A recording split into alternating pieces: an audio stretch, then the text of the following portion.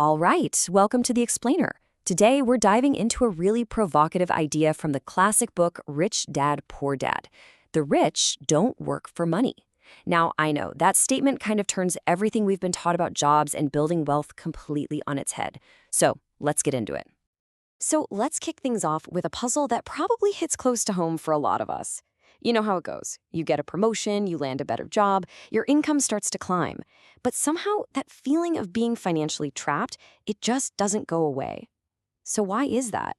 Why doesn't a bigger paycheck actually seem to solve the money problem for good? Well, according to the book, the trap we fall into isn't just about the numbers in our bank account. It's actually emotional. It's this powerful, endless loop that the author famously calls the rat race. It all starts with a superhuman and super powerful emotion, fear. You know, the fear of not having enough money, of not being able to pay the bills. For most of us, that fear is what gets us up in the morning and off to work. It's a huge motivator. But then, payday hits. And the second that money lands in your account, another emotion takes over: desire. You immediately start thinking about all the cool stuff you can finally buy. That new gadget, a nice dinner out, maybe a vacation. And that desire, of course, leads to spending, which, you guessed it, brings you right back to the fear of being broke again. And so the cycle just keeps on spinning.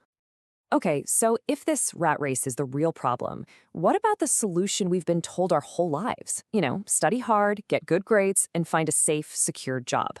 Well, Rich Dad, Poor Dad makes a pretty bold claim that this very advice might actually be part of the trap. And this is where you see this huge clash in thinking. You've got the poor dad mindset, which is the conventional wisdom for so many of us, where a secure job is the ultimate goal. It's the finish line. But the rich dad perspective flips that completely. A job isn't the solution at all. It's just a short-term fix for a long-term problem, which is how to fund your life.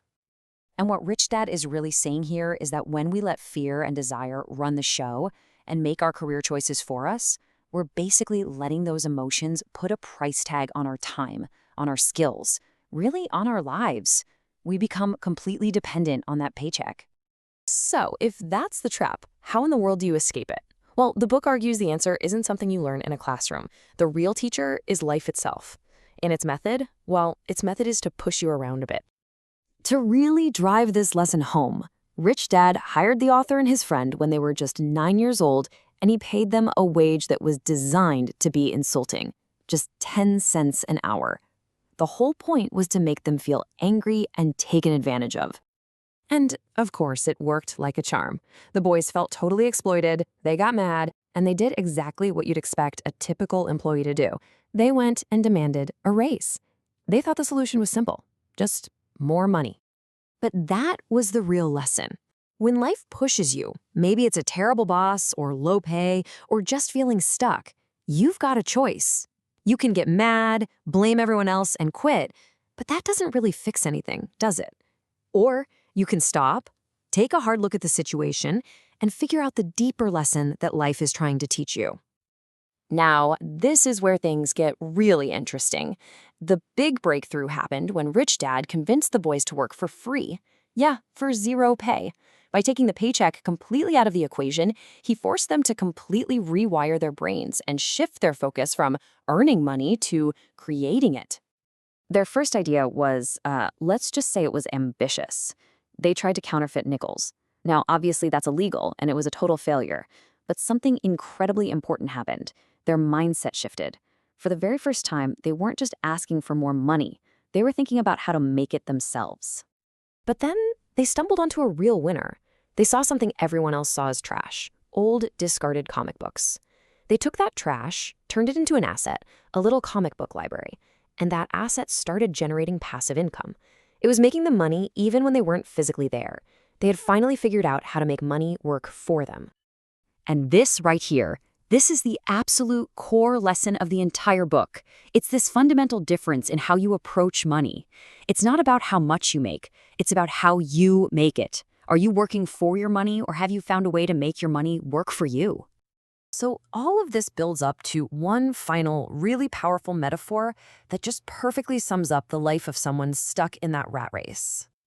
Rich Dad compared this whole cycle to a donkey chasing a carrot that's dangling from a stick tied to its own back. The carrot is the desire. right? It's the salary, the promotion, the fancy car. It's this illusion of a reward that keeps you moving forward. But it's always just out of reach. Getting a raise? That's just getting a bigger, juicier carrot. It doesn't change the fact that you're still the donkey in this setup. Real freedom, true wealth, is when you stop being the donkey. It's when you can see the entire game for what it is. And let's be super clear about something. This isn't about dissing traditional education. Remember, poor dad was a highly educated man. It's about adding this other crucial layer on top of it, financial intelligence. It's the skill of mastering your own emotions, that fear and desire, so you can start to see the opportunities to build assets that everyone else, blinded by the chase, just walks right past. And so that leaves us with one last kind of provocative thought to chew on. In your own job, your own career, your own financial life, what's the carrot you're chasing? And more importantly, are you seeing the whole picture?